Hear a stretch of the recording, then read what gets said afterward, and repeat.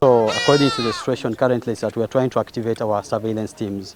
So we received a call from the district that there's somebody who died instantly and had symptoms that are actually similar to those of Ebola. So what we've done is that we have swung into action and we've taken the sample. This sample is going to be taken to our reference lab at the Uganda Virus Research Institute where it's going to be examined.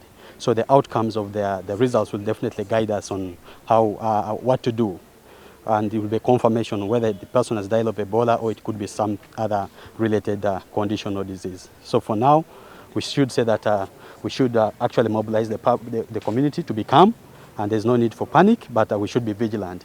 Let's observe the SOPs and wait for the outcomes.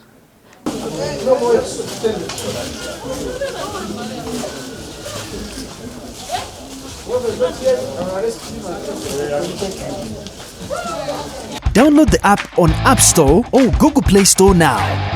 Vision Digital Experience, the future of media.